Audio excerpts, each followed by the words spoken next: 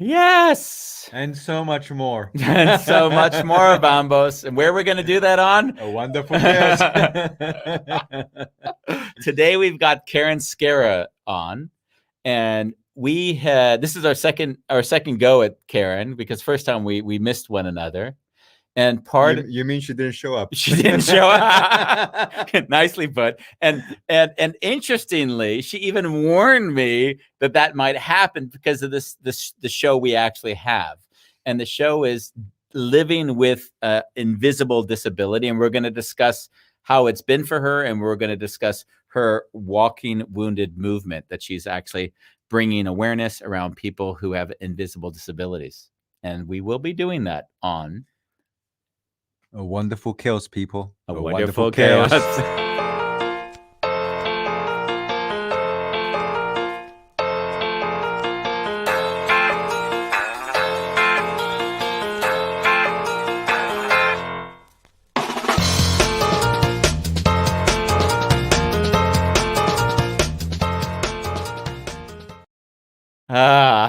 So this show is quite interesting. Unlike any other show we've done so far, is because up until the last minute, I was wondering if Karen was going to be showing up, and there's always these moments, and I love when people own their space, because the first time I spoke with Karen, she says, "Andy, please be aware that I may forget things even while we're doing the show. So if that's okay with you, great. But if not, then that might be a problem." And of course, that was really sweet of her, because I'm like, hey, that's cool. I tell her we'll interact around that as it happens. Yeah. But what I neglected to think, what she was also telling me at that same moment, is I'm not really reliable when it comes to agreed upon dates and times. So we'll talk about that. But what happened was we missed the first show, and it was interesting because as I said to her, hey, the next show is this date, even before she sent me a message like, it wasn't the show supposed to be today, or then I thought actually yesterday was one of the first times I thought, oh, it might happen again. So I sent her a nice message and said, hey, I'm looking forward to tomorrow. As opposed to show up. As opposed to don't forget. And it was sweet. She recognized, and then we discussed times and everything. So yeah, and what I thought was beautiful was that she said that because of this disability and the fact that it's invisible, it's a weird thing to deal with, because in a way, if we're with her and you look at Karen, you wouldn't think for a moment that there's anything that she's not able or capable of doing. Yeah. So it's only through the interaction over time that you would see she's actually has disabilities. And as she explained in the short talk we had, that there's problems that arise because of that, because people make assumptions. Like if her arm was gone, it would be easier to say, hey, that's a disability I recognize. Yeah. Yeah. So I'm not going to ask you to clap. Yeah, exactly. That kind of thing. Yes. But in her case, it's an invisible disability, which brings a different struggle and a different frustration, I could imagine, because if people project, and we talk about projection a lot on the show, but if we project that there's nothing wrong with her, and then all of a sudden she exhibits certain behavior, and we're not aware that possibility exists, then all of a sudden we can turn into blame or frustration, which you can imagine would be a real pain, because you're already dealing with an invisible disability, and added to that, you've got people that are now blaming you or frustrated with you for something you have no control over yourself. And I mean, what comes up for me is, as you're talking, is walking down the streets of Amsterdam. Yeah, Karen can be anyone who might be behaving in a let's say not a social norm, or weird, from walking a little bit wobbly, or maybe like really subtle. And I do even notice in myself, I'll own it, that sometimes like what's wrong with that person? And then I'll take a deep breath in, like, I wonder what it's like to be them. Yeah. And not even knowing that they may at that very moment be suffering from the thing that we're judging them for. Yeah. And that's what sucks, is that in some weird way, as we talk about over and over again, society has certain norms, and when we don't live up to those, then people have a tendency to pass a judgment on it, like, oh, I want to stay away, a label. Yeah. So that's sort of the intro for this one. Yeah, I don't have anything else to add to it before we bring her on. Anything for you? I liked our walk today. Yeah, we had a nice walk today. Yeah. 15,000 steps. Yeah. Wasn't one of my bigger days, but hey. You know, let's bring her on. We bring her on. Hello, Karen. Skarra. Karen Skarra. Hello. Hey. Nice second chance to get a opportunity to meet you. Thank you. Yeah. Again, thanks for being understanding of my goldfish-like memory. Yeah. Well, you took full even though you don't even remember that you took full responsibility. You warned me, so I didn't even feel any. I was like, oh yeah, she told me this the first time we met, so I can't even say that it was anything but somewhat expected. Oh, thank God. How is it for you? Because on one level, I mean, like, there is this idea that you are showing up, you're volunteering your time and energy, but at the same time, every time you show up, there's a bit of a risk involved. So how is that? Just gotta wing it, really, and just hope for the best. Like, it's frustrating because I have to rely on my phone. Like, it's always in my hand. Otherwise, I setting reminders. That way I can remember all these things that are coming up. Otherwise, I wouldn't remember, like, see my grandma, see my mom. Okay, granted I would, but you know what I mean. Yeah, but do they get angry or frustrated with you because they're like, hey, you're not remembering something that's important? Yeah, from time to time. So it's kind of handy that I'm living on my own now. So, but no, they've always been understanding, but understandably they would get frustrated from time to time because I'm not my old self anymore, right? And will they blame you for that, or how does that show up? Like, what's the behavior that you'll see? Well, I'd say, like, because growing up, my mom, she's always been a little more stern with me, which has really helped me out a lot growing up. But oh shoot, what was I saying? This is one of those moments. We can go anywhere, by the way. If you ever want to say, give me a redo, then we'll just we'll repeat the question over again. Yeah, okay, redo. So what's the thing you dislike most about your mom?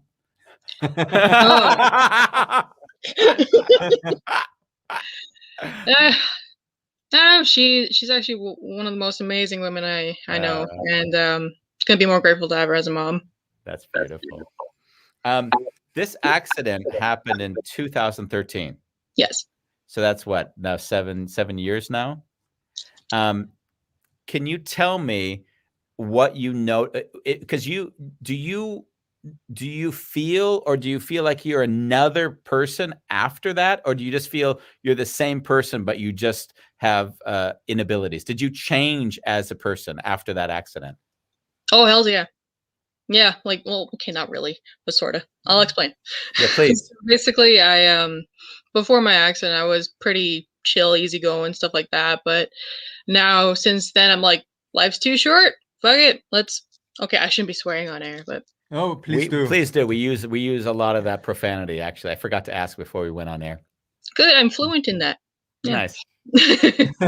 But yeah. Oh shit. Well, redo. Right. Yes. No, redo. So basically, just to sort of summarize, what I wanted to know is who you were before and after, and you basically you're telling me that afterwards you said "fuck it" more often, like "fuck it." And what does "fuck it" mean actually for you? Well, to be honest, I really don't. I'll share. I've tried drugs for the first time. I've been a little more promiscuous, and just really I wanted to see what life was like outside my bubble, and it's been really eye-opening because now I get to see what life is like outside that bubble that is popped. But wow. Yeah, so there's been like pros and cons with it, right? But yeah, it's taught me a lot. It almost sounds like you are liberated. Yeah. Yeah, in a way, I guess. Oh crap, what was I saying? There's well, gonna be something you've been liberated. You've been liberated. Yeah. What we're actually trying to feel into is that if you had this, as you've had an accident that's had a dramatic effect on your brain, the impact of that is, it sounds almost like you live more in the moment. Like, I'm more like, this is what's active for me now. This guy is sexy. I want to have sex. I'm not going to think about all the things I used to think about. I'm just going to say, hey, let's do this. Yeah, you're not wrong. Okay, I'm not a hoe, but No, I got it. I got it. Yeah. okay.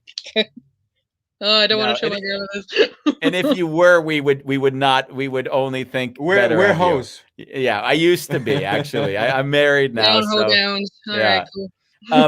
And this, Okay. like, I'm curious now. What kind of work were you doing before this? Well, for a while, ever since I was probably 10 years old, I've had a big dream of going to the Olympics and just been a big diehard fan. And I was training for a long time, but because of my performance anxiety, I just couldn't match up to it or where I wanted to be in life with that. Yeah. Like I've managed to train at a competitive level, but I've never been able to really utilize my potential. And so that was frustrating. But other than that, I just did like, I don't know, job here or there and yeah, just looking for experience on a resume. But honestly, the accident was for the better. And I remember before my accident, I think it was maybe a month prior to, I made a wish that I would have a new brain, that I'd have a new life, new situation, and voila. Yeah. Wow. Do you remember what you were feeling in that moment when you had that wish? Like, what was going on for you? Well, due to societal pressures and stuff like that of like education and whatnot, I always felt that I was a loser, that I was not smart because of what teachers would tell me in front of class, like calling me stupid in the middle of class. Like, come on, man. But yeah, so I just felt really low about myself, and that really was not a good place. Granted, I have low moments now, but still, like, I feel like a stronger individual. So, Mm. yeah. Isn't that funny that you feel stronger, although your brain is sometimes failing you? I know, isn't it kind of funny? Yeah. It's like a full embrace where you are. Yeah. Yeah. Well, isn't there a fancy word for that? Like a paradox or something like that? Yeah. It's paradox. Yeah. Oh, thank God. Okay, good. Or isn't that ironic? Yeah. There we go. Karen, which part of your brain got damaged? Was it the left or the right? See, I'm trying to remember. Was it the Um, logic or the emotional? oh, nah, it's all good. Let's see. I'm trying to remember. I know there was 3 separate skull fractures. I know that it was, I think, the my left frontal lobe and my right what was it called? Occipital lobe, yeah. And so it was around those areas, so back here and front here. So that affected around my temporal too. So that affects my problem solving, my impulsivity, as well as my speech, and just getting words out in memory. And yeah. Yeah. Yeah. Wow. Go ahead. Were there any embarrassing moments due to the after the accident? Like anything like that really sticks out for you? Oh yeah, just like kind of some words that are coming out of my mouth right now. Yeah, just Yeah. like that, like part of hoedowns, you know. Yeah. But did you have any moments with like people who thought that you should remember them, or things like you just forgot things completely and you were just a bit like, wow, this really happened to me? Could you So reword that? did a guy say to you, "Hey, listen, I loved when we dated," and you're like, "We never dated." Like, did you lose memory on that level? Oh, yeah, I actually did. I remember running into classmates or something like that, and I just would not have no idea who the hell they were. Like, get out of my way. Mm. Oh, Yeah, but they would greet you, and you wouldn't know who they were. yeah, pretty much. Just I think it's like at Costco or something like that Oh yeah, happened. But it's embarrassing because it's just like, who is this person? But yeah, at the same time, it's weird because it's familiar too. So it's kind of like I'm questioning myself. It's very Mm. strange. yeah. I Yeah. think it also happens when you turn 50, like me, because if I look at all my friends, we were all so fat and different than we looked before that I always look and think, do we really know each other? And then I'm thinking to myself, I wonder if they say the same thing about me. Never know. But oh wait, shoot. I'm trying to remember. I know that since my accident, like before, I used to be pretty fit and pretty in shape. So now I got a bit of a chin, but Mhm. I don't know. Yeah, but you don't Puzzle care. plump, So I call it. Yeah. The accident itself, how old were you? I was 18, so I was just starting everything, like learning how to, I don't know, make a career for myself, a living, a life, just learning about, I don't know, the partying stages, I guess. I never got a Mm. chance to experience those. And so for the past couple years now, or few years, I've been trying to learn more about what this party life is, and it was interesting. But I'm over that now, and I'm glad I got to experience a bit of it. So it was one hell of a ride. Yeah, because I mean, at 18, you were in the car that had the accident. Yes.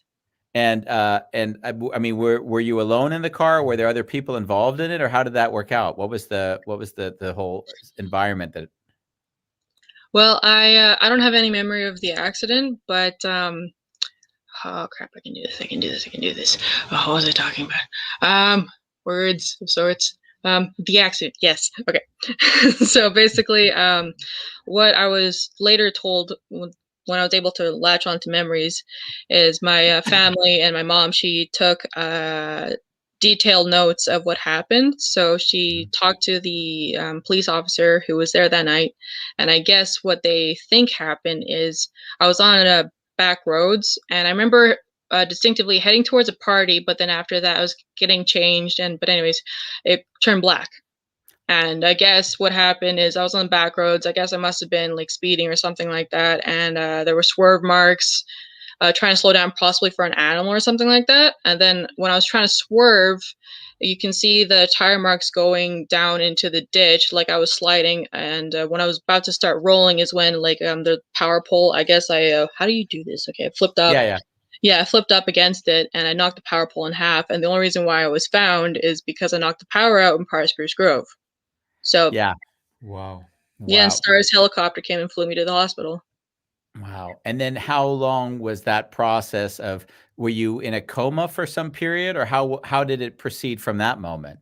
You know what? I was very fortunate that I did not end up in a coma for some reason, but I was told that my what was it? They were prepping me for emergency surgery because there was a lot of blood, and my brain was swelling too much, so they were going to have to try and alleviate that. Is that the right word? I don't know. Yeah, to Anyways, relieve the pressure. Yeah. yes, and so okay. Yeah, they were trying to. Yeah, they were going to have to do surgery next to a main artery, but by some miracle, like there's a couple miracles that night, and I guess the swelling subsided, and the surgery wasn't needed, and yeah, and it was done next to a main artery, so there was chances of me dying that night too. Again, Yeah. And how long did it take you then to heal from this whole thing? I mean, not that you even are still healing, but how long did it take you just to get out of the hospital? I was in the hospital. I was hospitalized for 2 months, and then think it was 2.5 years of outpatient therapy. And after that, just regular physio appointments, seeing my neurologist on a regular basis, still do, and seeing my GP, my general practitioner regularly, and just doing a lot of being proactive and really trying to work on myself to for self betterment, right? Trying to work on my cognitive abilities and stuff, trying to get back to normal. But I actually was on the phone with my neurologist recently because I was just in a rut and just trying to figure out if or what's going on with me, if I can try and improve my brain. And he said that basically don't bother taking um, your meds, not your meds, but like vitamins, supplements, anything like that, because your brain's forever like this. So I refuse to accept this. So yeah. Mm, that's beautiful. Were there things that you had to relearn, like writing Yeah. or reading Um, or remember, like re? I really noticed that like my math skills, it's like I always had little bits and pieces of everything, but I needed to really improve upon it. So I one of the biggest factors was actually my pain, and it still is a big factor. But so with my reading, I started reading teen novels and stuff like that to try and practice my reading comprehension. And I also would try to practice like flashcards or games on the iPad. But what else? Yeah, just basically trying to really practice the areas that I was really lacking in again. And so that was just like problem solving as well as memory and attention and I think that those were the main ones. Yeah. Yeah. But so you saw that things you could do before weren't as easy to do afterwards, clearly. So like math, you would have gone from maybe one level, like a eighth grader level or whatever, I mean, a higher level of math to a lower level of math. Absolutely. Yeah. It's really weird. It's like your body or your mind knows what's going on. Like, you know that you have these abilities, or you used to have them, but it's like you have a screen, like a, I don't know, like a door screen and stuff like that right in front of you, and you can't get past it. It's just something's preventing you. It's the strangest feeling. But yeah. Wow. So after the accident, did you get any discoveries like superpowers? Yeah. It's on the down low. Yeah, no, I have not really noticed many yet, but I'm looking forward to the day it comes. But I mean, that's not altogether true, Yeah. because if you said when we began, you said you began not to give a fuck. I think it takes people into their 50s to get to that point, usually. Like a kind of surrender. Like to life is love. what it is. Stop making a big deal about it. We're here. Enjoy this moment. Like that's a pretty powerful place to be where at your age now. Oh, thank you. I guess so. I don't know. Yeah. It's You- allowed you- me to be more relaxed person and just. We're not just saying that, by the way. No. It's really a thing. It is a Oh, thing. Yeah, really? there's a moment in life when you say, I just don't give a fuck anymore. And all Yeah. of a sudden everything gets so much easier. It's really nice. Yeah, you struggle all the time. You're like, I just don't give a fuck. And then all of a sudden everything you struggle to do, it just sort of comes to you in ways that you're like, why did I fight all these years when it could have been this easy? Yep. What was Yeah. where was all my time going on? Yeah. What was I focusing on? Oh, absolutely. Like prior to my accident, I was, I don't know, a little more uptight. I was still relaxed, but at the same time too, I was just more, I don't know, a little uptight, I guess. It's hard to tell. You were also a teenager. Let's get that Yeah, straight. you're a teenager. How old Yeah. are you now? I am 26. 26. You I'm trying to, when you're going through this rehabilitation, how would you say it's shifted from the moment like you have this accident till now? Are you seeing continual improvement, or is it sort of like there's a consistent challenge that stays that you can't quite get around? I remember being told that, let's see, hold on, just turning off my notifications. This is loud. Okay. But yeah, I noticed that okay. So the question was, let's still go back. We're going to do the do-over. The question is basically, has the problem that you had right afterwards, has it gotten better through time? Have you been? Absolutely, yeah. I've noticed that my memory and my problem-solving skills, everything has slowly started to improve. Mhm. But it's definitely much better, especially my pain levels too, now that I have new medication. But it's definitely improved a lot, but it's had a lot of hard work has been put into it. And yeah, trying to remember what else. Yeah, but what would it have been like? So after you had the accident, help me understand, what is the thing that you could not do afterwards that you can do now? What changed? Like what I can do now but couldn't do before? Exactly. Okay, let's see. I can walk maybe, I don't know, for about like 20 minutes and stuff like that now. And whereas before, like I remember distinctively just being in the hospital and just my physiotherapist not really understanding my situation, and she was forcing me to, like, I understand she has a job, but she was trying to push me past to the point where I would be like feel like fainting or feel like dizzy and falling and stuff like that. So I just couldn't walk even less than 10 meters or anything like that. So it's like walking, everything like that, just like all over again. It's been quite the process, but I've learned a lot. It's incredible that you're in this good a spirit, given that that's what you've been going through these last years. Well, thank you. I appreciate that. I prior to my accident, I've been working on mindfulness, and I remember having this big epiphany that I should really try and work on mindfulness and being more in tune with myself. And if it wasn't for that mindset, I would have been a very different person now. after my accident, and it's really honestly saved my ass. Wow. Wow. Yeah. Bambos and I talked about that today, actually. Yeah, I was sharing that breath work got me out of depression. Really? Oh, that's Yeah. fantastic. Depression's a bitch. I'm not gonna lie. Mm. Mm. Like, you're on this show now, and we're gonna be an hour together. Like, Cool. oh, you didn't know that? I didn't. I didn't. I forgot. Well, we've got 2 more hours to go then. Okay, cool. Like, do you mentally need to prepare yourself for something like this? Like, Yeah. do you need to make sure that you get rest beforehand, or it's just something that you have on your to-do list and you just go into it without any thought of it?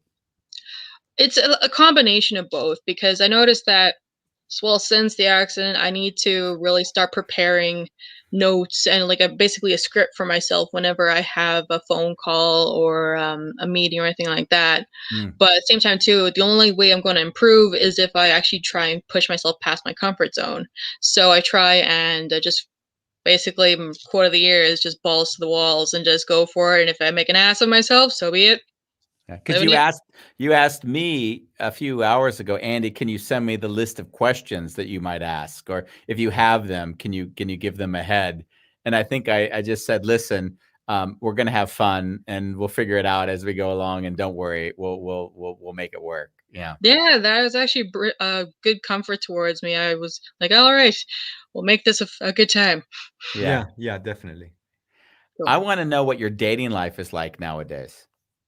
Well, I actually have a boyfriend now, and we live together, and it's a big step for me. And I don't know, it's probably the best situation I've ever been in. Wow. And how, and you so and is he in the house now? Yes, in the computer room. Oh, okay. And Yeah, I'm and just chilling on the couch. And how does that play out? Because obviously your disability is going to have impact in terms of the things you're doing. And so how do you see the interaction with him? How does he help you knowing that you have the disability? Um, Honestly, perfect guy that way. He's very understanding, like really, like almost too relaxed. No, he's very understanding, and just I understand like he would get frustrated from time to time because my verbal comprehension skills or reading comprehension skills aren't exactly on par. So he has Mm. to repeat himself again and again. And same thing with my memory too. Like I would forget certain special events or things like that. So doing So, the best I can, but he's Yeah. very understanding. so we have date night tonight, and then you forget about it. Honey, it's date night. Yeah. Well, that's why I pencil it in. Otherwise, yeah, I will forget. And you use your computer. So basically that's how you're managing your brain. Is that what you're doing, or how do you make sure you don't forget stuff? I always have my phone on me all the time. Okay. Yeah, otherwise, or a little notepad too. That way, I can put those into the phone. But yeah, otherwise, no, I'm screwed if I don't have Yeah. that. And have you had a day where you didn't make any notes, where you just let everything go? Um, Not really, because I know it'd be scary without that. Yeah. Wow. Yeah. Yeah, it's really a crutch at the moment. I guess it's like your brain. We often say now, like the computer becomes like our brain in a lot of ways. But for you, it really is part of your brain. It is, yeah. I'm actually living right inside of it right now. Yeah. Mm. We have quiet on the show, by the way, just that you know, we kind of feel into what's going on. Not that. Oh, okay, good. I wasn't sure if I was supposed to say something. Good that you said that. uh, in some ways, when we talk, I think of that the drastic version of this was in this movie, and I'm sure you've heard the reference to Memento. You heard of that or no? It's I don't believe I have. okay. Well, it's an incredibly intense movie that Bambos probably would never want to watch. No, I watched it. I Did you loved watch it? Memento, of course. He can send you the link. Cool. All I wanted to share was that it's about an individual who Yeah. doesn't have short-term memory anymore. So basically, he's trying to solve a murder, but he can't remember anything. So he always tattoos everything, every clue on his body, so that he can every morning try to remember everything he forgot from the day before, and then it's sort of Oh, that's how cool. does he remember his past. It's quite an intense film. What? Well, Yeah. that's cool. Well, I'm actually getting into tattooing actually, so I'll be doing that myself. You know what? You know what the first one is going to be on, like, the inside. It's going to say, "Remember to call mom." Yeah, I think she'd appreciate that actually. How often, by the way, how often are you talking with your mother or with their support? Like, how do you use support network now in your life?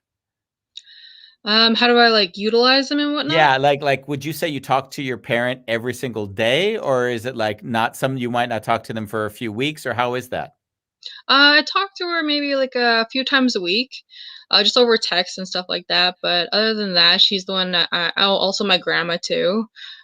She's one of my best girlfriends, and yeah, my sister, not so much.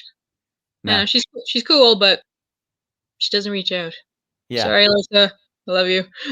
Yeah. Well, I mean, that's how it is. But I've seen in life you go through phases, and we find different times we meet with people in our lives. So I'm sure it'll shift in time. Yeah, but no, Yeah. I have a very close relationship with my mom, and she, yeah, I tell her everything and just all my darkest secrets, everything like that. So she's Yeah. very close. That's beautiful. You got anything? I should have made notes. Oh, okay. Well, so the one thing that I have a weird question, which for me is weird. You basically, not only are we talking now, but you put yourself in the kind of Facebook groups to say, "Hey, I'm ready to discuss this." And my question is, what was the thing that you said, I'm ready to I mean, this is a fucking uncomfortable situation to be in if you can't remember a question that I'm going to ask you. So what compels you to say, I'm going to go out there and start to do this, to talk about it? Well, I just know that whatever situation that comes my way, like if it's for the negative or positive, actually, no, I like to look at everything as a positive, but I really like to think that the only way I can improve is if I push myself. Wow. And so I gotta keep pushing. And yeah, the only way like you're going to progress, especially after like an accident or something like that, just in life, period, is you gotta get out of your comfort zone and gotta push yourself. And I have a mission, and I'm gonna get it done. So Also, yeah. what's your mission? Well, it's just with the Walking Wounded, and just really wanting to raise awareness for something that's very common but not common at the same time, and it's means a lot to me. And so I figure now I'll do everything in my power to try and get everything done. And yeah, I know it's brought me a lot of success right now, so I'm very privileged. But at the same time, too, it's about being proactive and putting in the time and effort. And I don't care how big of an ass I make myself to be, but it's a learning process, and I can just be grateful for the situation. Yeah. It's funny because we've been together for 33 minutes so far, and Mhm. you've kind of mentioned several times about you being an ass, or um and like straight out, I haven't sensed anything like that from you. Well, that's good. There's Well, I progress. think, but what I feel is that she's embracing the most negative thing that she could feel and Yeah, making peace with that. yeah. So I don't necessarily Very true. feel that she thinks she's an ass. She's like, if I can't accept that I look like an ass, then I wouldn't do this. So I've kind of made peace with that. Got you. That's pretty accurate, I'd say. Yeah, yeah. Because that's the way I am. I wouldn't do this show if I didn't feel like it was okay to be seen as an ass. So I can relate with it. And a Gestapo. Yeah, and it's back to that not giving a fuck attitude. It's just like, yeah. At the same time, too, like having respect for like you guys. So I'm not gonna make an ass out of you guys. So I'm aware of my situation. So I don't know, just balance, really. Yeah. Nice. Karen, are there helplines or support groups with Mm. people who have similar experience with you that you can come together and share and talk? Or Yeah, well, right now I'm building a board of directors right now. That way I can get the nonprofit registered, and that way I can start having services and really building a team that way I can actually create the podcast, create brochures for hospitals, stuff like that. But eventually I do want to be able to offer one-on-one therapy as well as group therapy too, and basically have an outlet for people to really come together and just talk about a common issue, right? So what you're Yeah. telling me is you're creating this thing yourself. Yes. Wow. Because it doesn't exist. No. Wow. It's interesting because if you think about it, as you speak, obviously there's a community of people that are suffering, which have no, as we talked about in the start of the show, have no visible signs of it. So in some weird way, they have a very common struggle that I hear you're addressing. Oh, absolutely. Like I said, is that it's a very common and uncommon cause all at once. And oh shoot. Okay, common, uncommon cause. Oh fuck. Oh shit. That's Fuck. great. Let's get it all out. Fuck, shit, bitch. I can't go any further, otherwise we might have to get some people angry with me. Stupid little dog shit. Goddamn motherfucker. Yeah, I guess the beauty of you embracing the fact that you're in this state is that you allow other people to make peace with it who are in the same situation you are. Oh, absolutely. Yeah, I don't want people to feel like they're alone in this. And that's why I really wanted to try and I don't know, I've never had a problem like growing up just standing up for the underdog, right? And Yeah. so I just figure someone's I don't know, gotta at least try and do this because Yeah. there's a few quotes that I really live by, and that's "Be the change you want to see" by Gandhi, and that one really resonates with me because if you, well, instead of bitching about politics and everything that's going wrong with the world, do something about it, get off your ass, and get the shit done. Totally, couldn't agree any more. That's one of our great vision statements for our show. Oh no way! Yeah. Cool, meant to be. Yeah. I think in the world today, if you are not representing the thing that you want to see more of, then you're just play acting. You know. True. So we'll cry and we'll be vulnerable in ways that are not always comfortable for us, but that's just how we're going to show up. Yeah.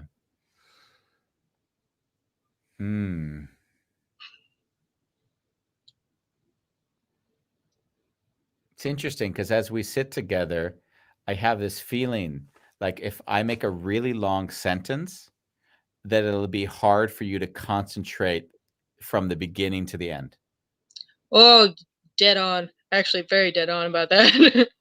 So it's yeah, like, because I have to be able to comprehend what you're saying. I have to try and remember what you're saying. I have to formulate my own thought. Like, there's actually a lot of shit that goes on up there. Yeah. Yeah. Did it ever happen to you going to the supermarket where people are interacting with you and you can't grasp what they're saying? Oh, absolutely. I've learned to just really analyze body language now and just get to the point where I'm like, ah, yes, but that's my secret. Wow. So you actually that's a superpower, by the way. Oh shit, I have multiple apparently. Reading body language. Yeah, wow. I was gonna say, and in some ways, bluffing your way that you understand without necessarily needing to do anything except acknowledge and act like you kind of got what they were telling you. Oh yeah, you gotta like make sure you keep eye contact, but not too much. And you gotta like every now and then I can remember one key point that they were saying, so I just ask a question on that. So that way that shows I'm engaged.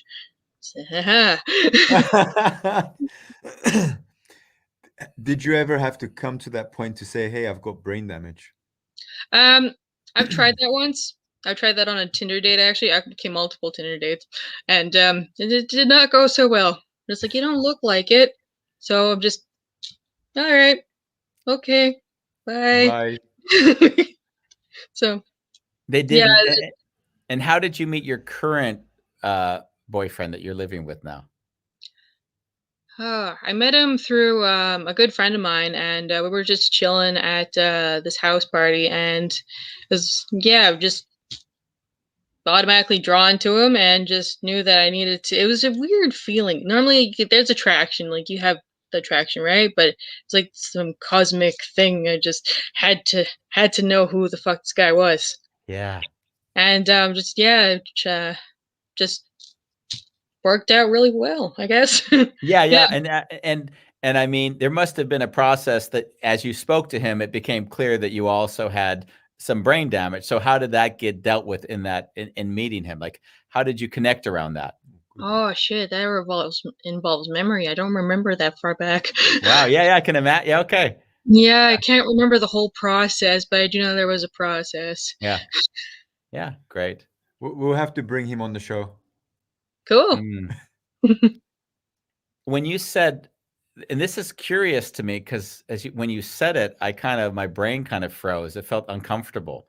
Okay. When someone talks to you, there'll be times that you don't really understand what they're saying. Yes. And then, so when and you show acknowledgement of that just by nodding your head or looking at them like we discussed a moment ago. Yeah. Wow. And again, I go back to the point, and you're on a fucking talk show for an hour. I know it's a bit of a challenge, but I'm using a lot of focus. I've had a lot of coffee, so I was Okay. prepared. And how many of these have you done since you started advertising that you were open to this? I think about a little under 10 maybe. And from those 10, are there some that have gone really, I mean, nothing was bad, but ones you're like, oh, this just didn't work well? I think there's been a couple. Uh-huh.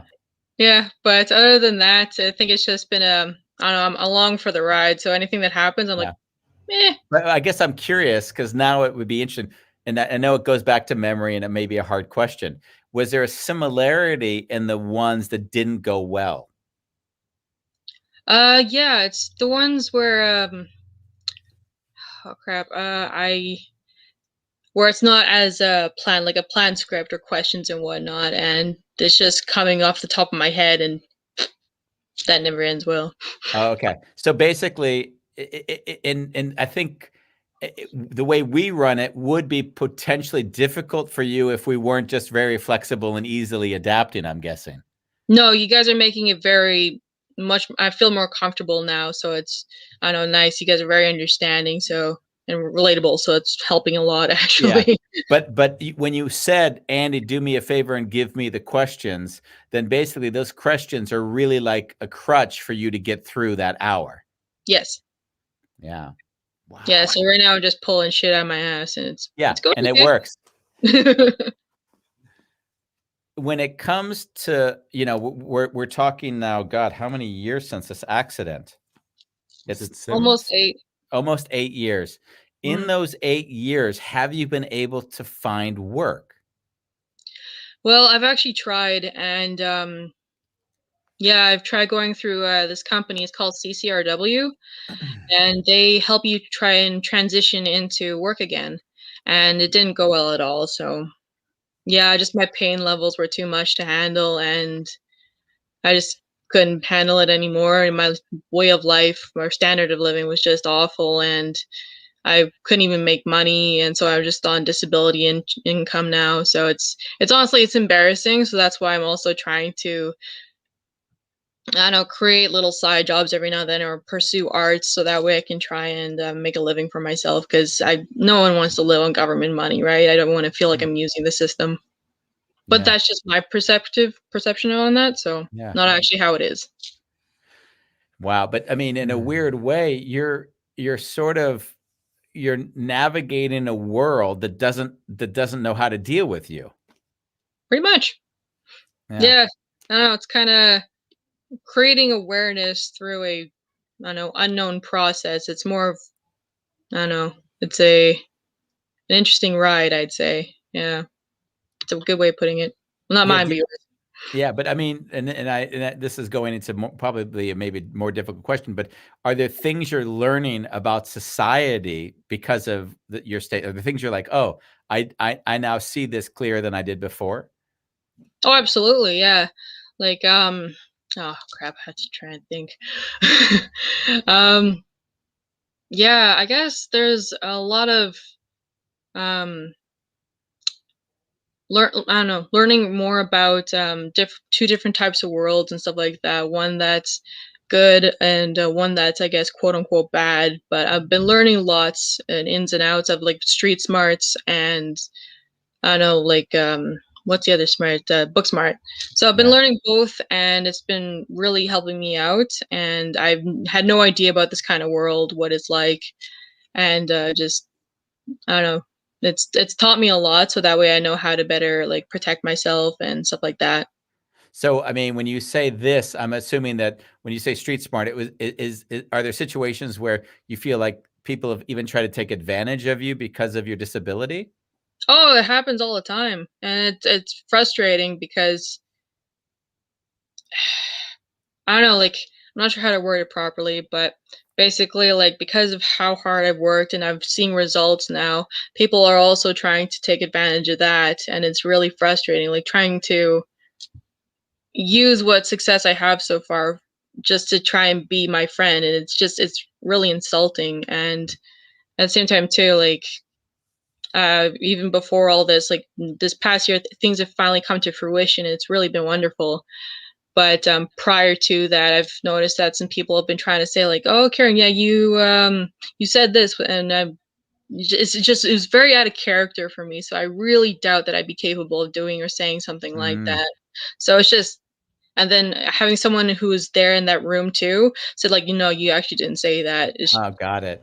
Yeah, Wow. So yeah, that's always a bit of a liability, I hear, because in some way, like most people without having any brain incapacity, like everyone has their own version of reality.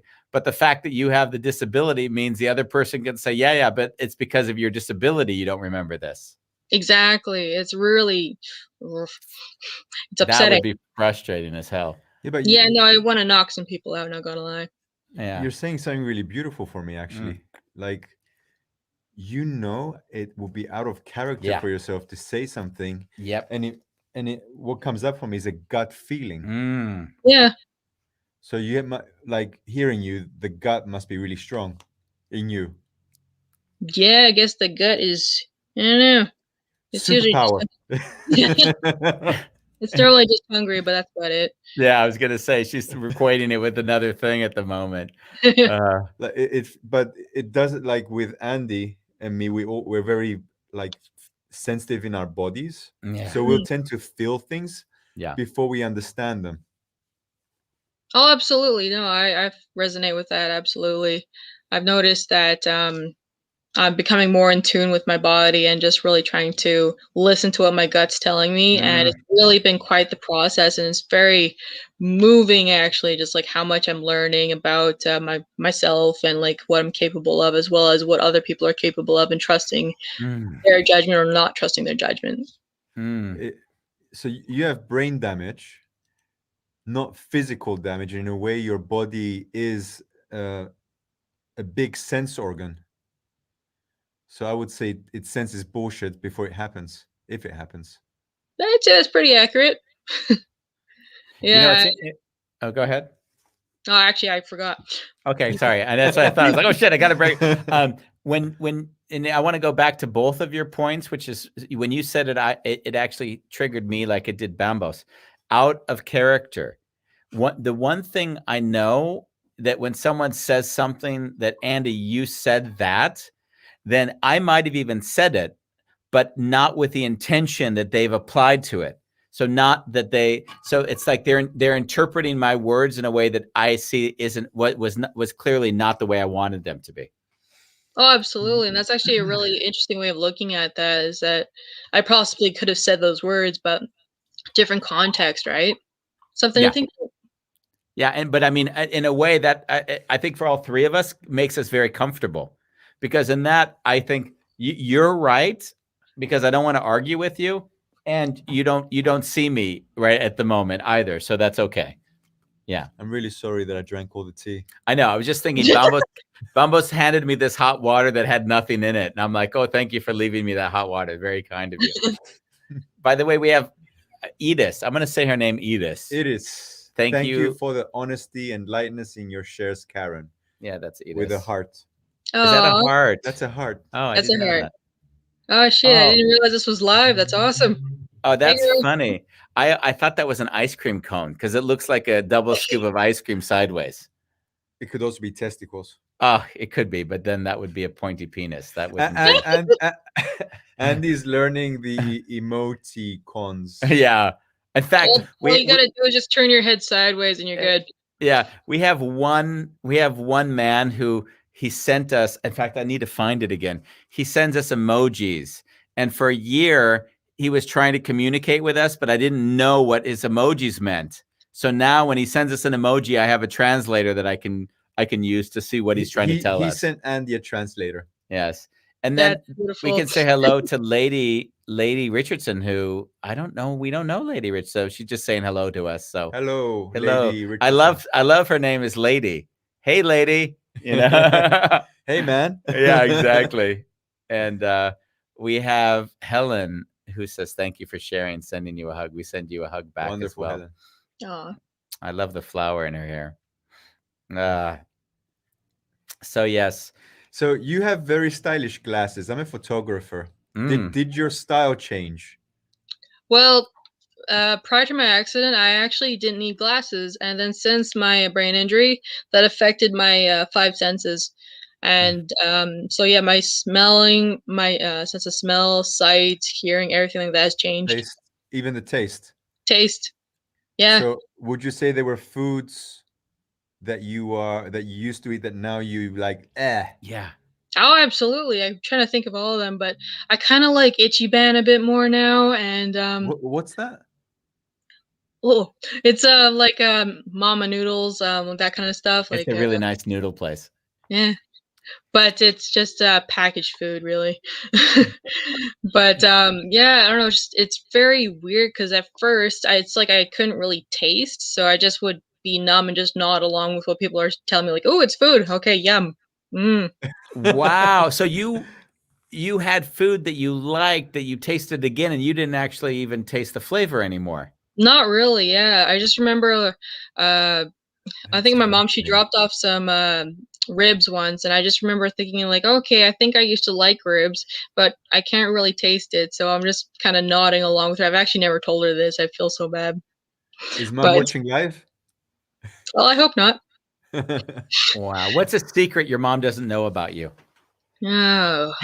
Don't answer that question. Don't answer that question. You're such a troublemaker. I know I am. Okay. I was so, when you said that your 5 senses were affected, that really was like, that kind of freaked me out. Because in some weird way, I always think about the world as we have these senses and then we have kind of the supercomputer. And the senses are out there processing the world, and then the supercomputer kind of consolidates and makes sense of the world. Don't listen to what I've said. I know it's too complicated, right? But stay with me for the next thing. Now, how is it that you now have a limited capacity to use these senses? Like how does it feel to not taste or not smell? Like how do you experience the world differently because of that? It's not that I don't anymore. It's like my senses have been growing back, so I can like taste better, smell better, everything like that. But just my glasses, my sight is affected a bit more. But overall, oh shoot, what was the question? Okay, question was like, how does it feel to live without your senses? Oh, it's definitely different, and then also I get sensory overload sometimes too. It's really contradictory. Like I'll give an example. Like when it comes to processing sounds or anything visual, that's where I get a lot of my triggers with pain. And so I've seen like a neurologist several times and just trying to figure everything out, different meds. But those are the biggest things. And I've had to, no word of a lie, like I even wrote it down in journals, everything like that, my progress of how I would practice going to the grocery store, just even going in the car with my mom, because it was too much to handle, like the light. Because think about it, you have to focus on the light that's around you. You have to focus on the sounds around you. You have to think about your own thoughts. You have to think about their thoughts. You have to think about your body, how it's moving, everything. It's you take it for granted, but I had no idea about this kind of world. Wow. Yeah, it's a Wow. lot. So So yeah, you're aware of everything that's moving and happening within and outside of yourself. yeah, it's really trippy actually, but it's kind of cool, but at the same time too, it becomes too much. So over time and with a lot of practice, it's gotten a lot better. So that way I can actually go out in public now. I can actually talk to people a bit more. And yeah, it's been really interesting experience, I'll say. It's almost like everything that everyone takes for granted in their auto system, just how their system functions without them thinking about it, you have to put thought into. Yeah, so that's why like whenever I draw a blank is because like I'm trying to process so many things and trying to remember everything. It's just there's so much to focus on. Whereas like before I would take it for granted and I would just I don't know, go and do me and be able to tune things out. Whereas you have to, when someone's talking to you and you have other distractions, and it's actually really difficult to try and remember, formulate your own thoughts. So I just have to tell people to, frankly, shut the fuck up. I'm trying to think here. Yeah. Again, I see this as a superpower, and I'll tell you why. Just note it down that it's a superpower. Okay. In general, what I see people who are normal, they override themselves and then they have to medicate themselves so that they can keep on going. hmm And with you, you're so sensitive, you're aware of where the lines are and you stop and you take some time to reconnect again and decompress. Well, absolutely. Like, so there's some times where I become too much stimulus overload where, when I was in the hospital, I wouldn't be able to process it so well. So I'd be puking all the time. I actually lost significant amount of weight. And of course I gained it back, but hey, pleasantly here.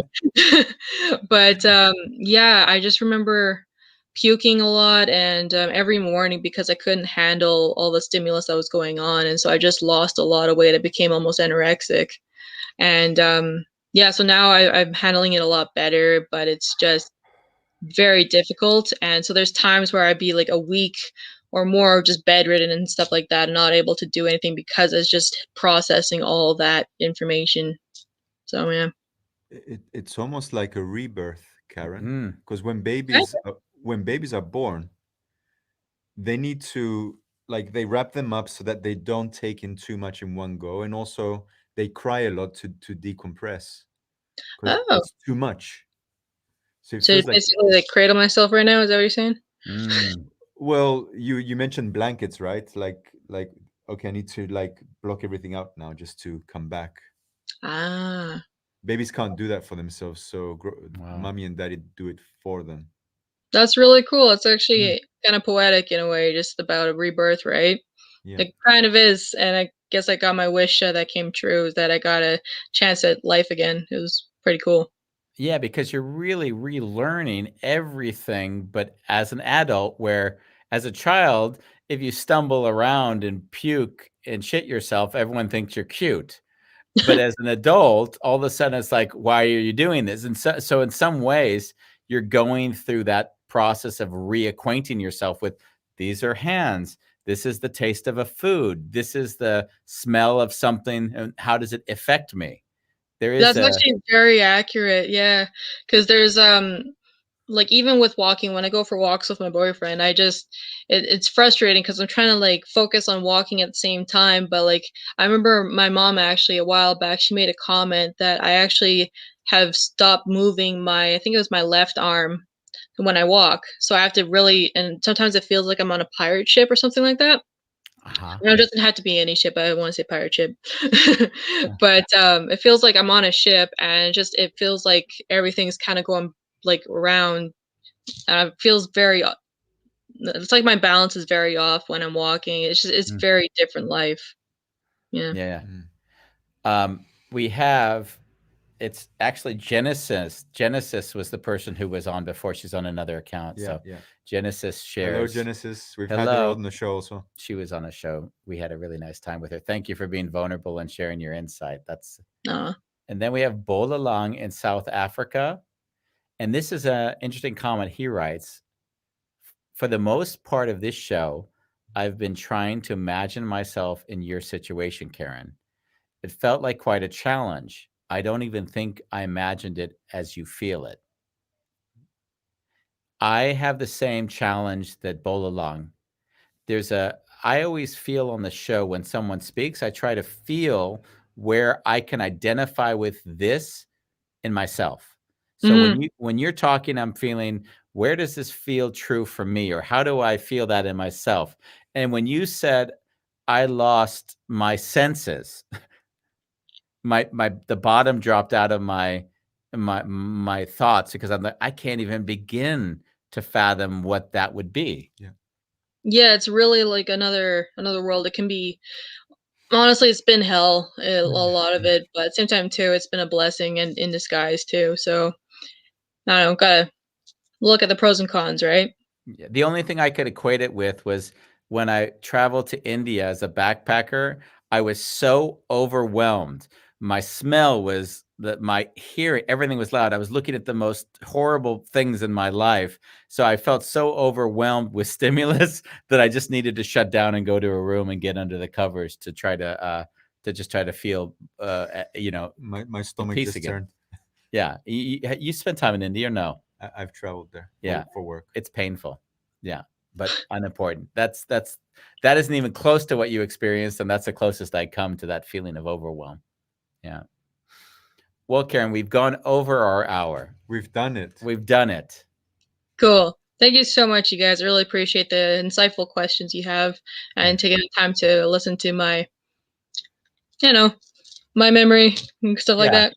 Which Cool. was or wasn't there. You know what I found? It was harder to interview you at times because I didn't realize that I don't have a second question. So if I ask you one question and you can't answer or you forget, then I'm like, oh shit, I don't know what the next question's gonna be. Like I'm using the time to sort of feel into what feels like the next question. So I learned that on this program. I only got one question, and then the next one I don't know what it is. So thank you for being with us. Just nod at him. Yeah, just nod. Yes. That's what he does. He's done it for years. He's just like, whatever you say, Andy. It's great. We send you a hug. Karen. Thank you, Karen. Bye Yeah. bye. Thank you very much. It was Thank you great so being with much. you. Yeah. Bye-bye. Mm. Yeah. I really didn't know what to expect with this show, but I really enjoyed it. Yeah, it's beautiful.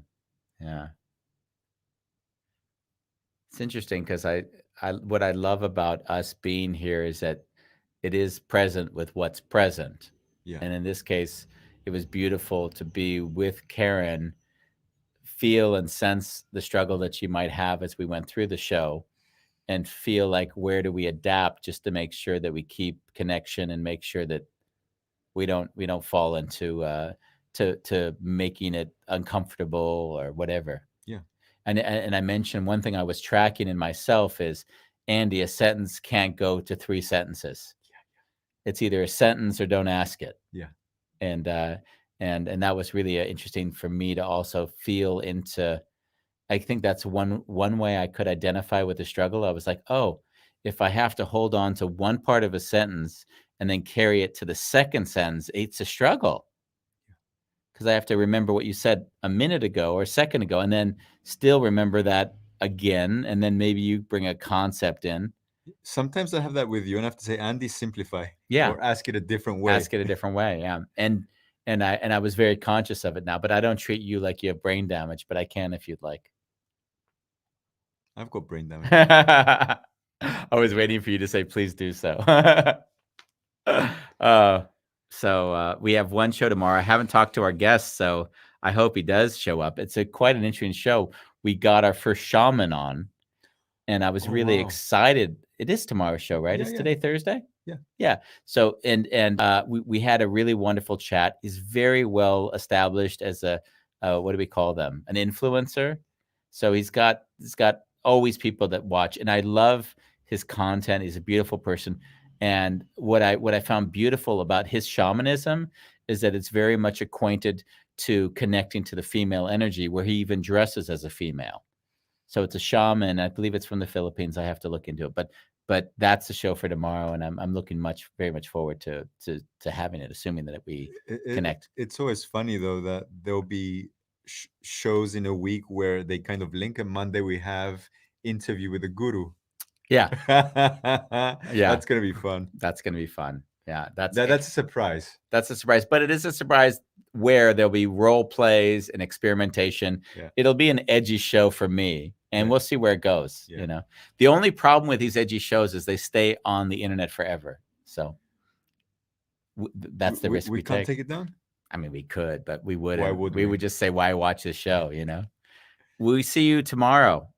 And we're on- gonna do so much more. Don't do that. How do I get you to stop doing that? Like, that's the one thing. Like, and so much more. Like, Cass Midgley, our audio engineer. This is my note to you. Whenever Bambo says so much more, please take it out of the show. We're gonna see you tomorrow on a Wonderful chaos. and so much more. Bye bye.